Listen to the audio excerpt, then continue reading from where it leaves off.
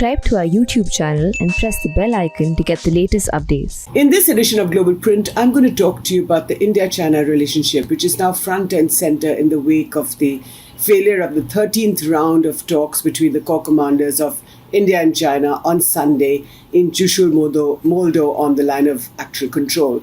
Now, you know that these talks have been taking place over the last several months in an effort to disengage from the heights in Ladakh in the eastern sector, where Chinese troops intruded over a year ago across the line of actual control. The Chinese, of course, are saying that there is a difference of perception on where that line is between India and China. They're holding firm.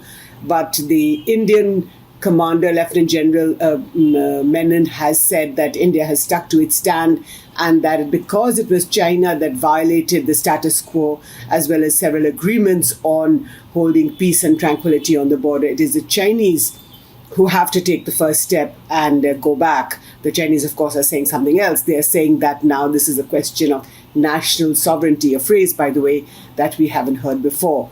But before I go further and discuss the issues in the aftermath, what options India has now looking ahead, as well as on the state of the relationship, both economically as well as militarily, dear viewer, I'd like to make an appeal to you. Please do subscribe, pay just a little bit for ThePrint's free, fair, objective and unhyphenated journalism. It's very little money, only rupees 159. So do click on the join button, subscribe. You will get benefits that only subscribers do. Others don't have access to those benefits. So I would urge you to pay a little bit of money so that you can continue to support us as you have these past several months, including the whole of the last 1.5 years of the pandemic. So looking forward to you to do so.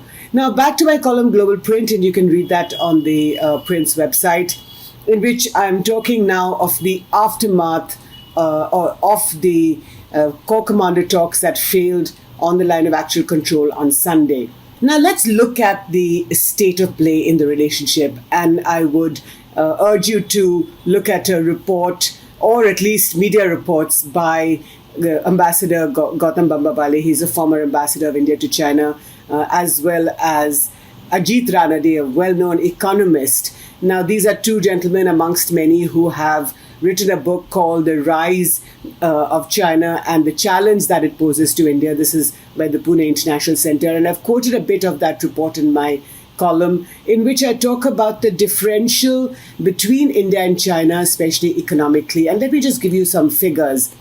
Now, this is a big picture perspective, of course. Now, China's GDP in nominal terms is 14.9 trillion today, while India's is 2.6 trillion. In PPP terms, which is purchasing power terms, that amounts to China's GDP at 24.2 trillion, while India is 8.7 trillion. Now, by any stretch of the imagination, the Chinese outstrip India's GDP by leaps and bounds in whichever measure you look at it. So this is just an example of how much further China has gone these last several decades. And I would also request you to look at an interview that I have done, a video interview with Ambassador Gautam Bambawale, as well as a former army commander of the Northern Command, General Huda, in which they also raise some of these issues, and they talk about the differential between India and China, which is at the core of this competition, if you like. In fact, General Huda in this interview goes on to say that in 1986, if some of you may remember, there was a face-off between Indian and Chinese troops in an area called Sumdorongchu, which is in the eastern sector, also called Wangdong. This is 1986, so that is 35 years ago.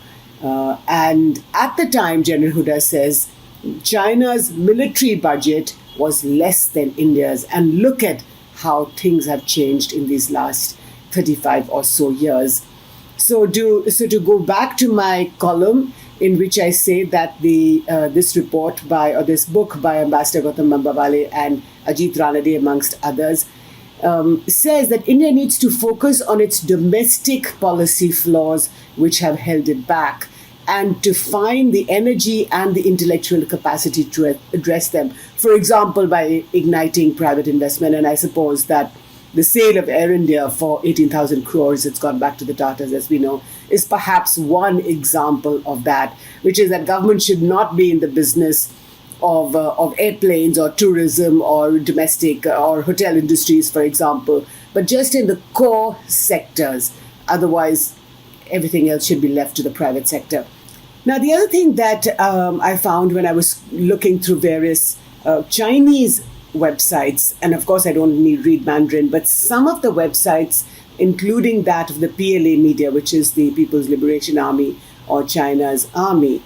And one of the things that was quite noticeable was that while India considers China its greatest military threat, and we've seen that, of course, in the last 1.5 years since the intrusions in Ladakh, China similarly does not consider India as a serious threat. But what China does do is the following 4 things. The first is that China recognizes that India, despite 75 years of independence, still likes to exercise its strategic economy.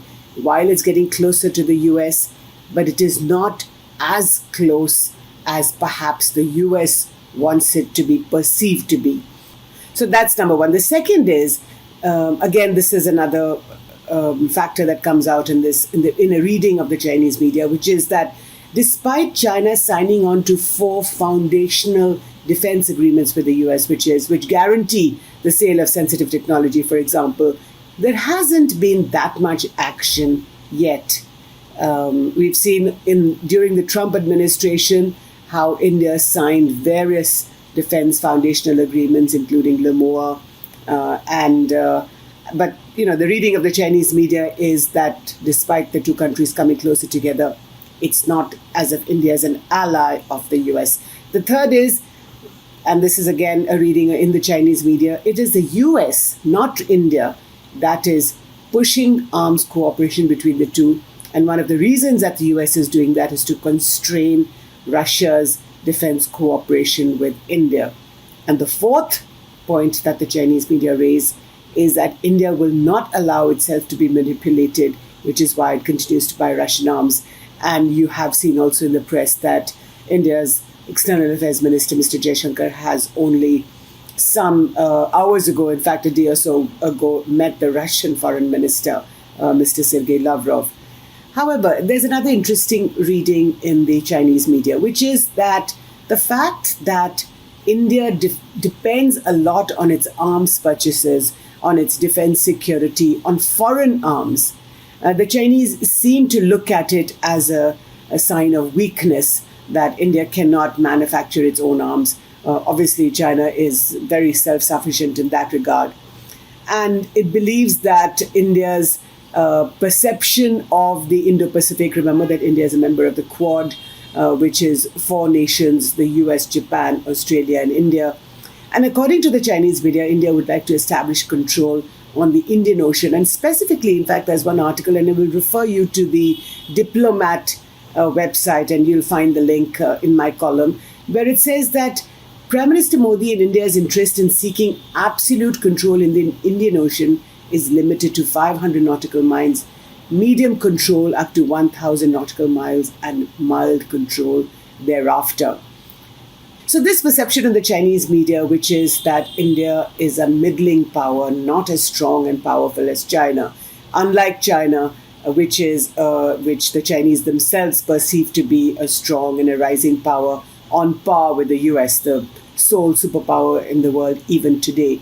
So they bracket themselves along with the US, everybody else, including Russia, the European Union, and any other country. India is a lesser power than them, which is what perhaps explains the fact that the Chinese are not interested in finding a solution to the problem in Ladakh on the line of actual control, which is why the core commander talks, the 13th round, has broken down. So this perception of China, which is that it is on par with the US and nobody else comes a close second, is perhaps what is dominating the leadership inside China, President Xi Jinping and his cohort. So this is perhaps at the heart of this disagreement, at this core disagreement, that the Chinese do not care what the Indians are saying, because they believe themselves to be a far superior and far more a stronger country, both militarily and economically.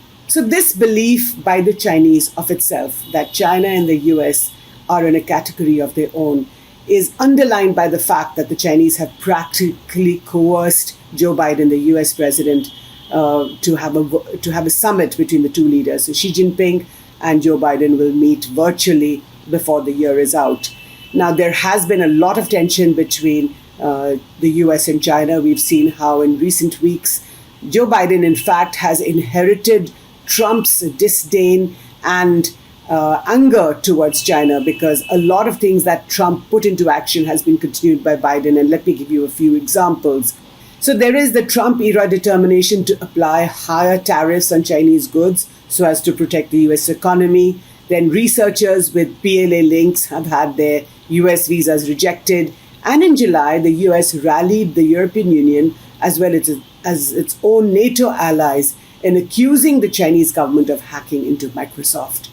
So Joe Biden agreeing to have a virtual summit with Xi Jinping, but holding on to the fact that the Chinese are undermining the US economy in many ways. And of course, we've seen how in the last 40 years, China has become a shopkeeper to the world, and to none more so than to the US. But how the US economy is so inextricably linked with the Chinese is now beginning to affect US's economic power. And that is something that no president, Republican or Democratic, will tolerate. And this is why Joe Biden is in a fix. So this summit meeting that he and Xi Jinping will have will be watched by everybody across the world. So what does India do going forward?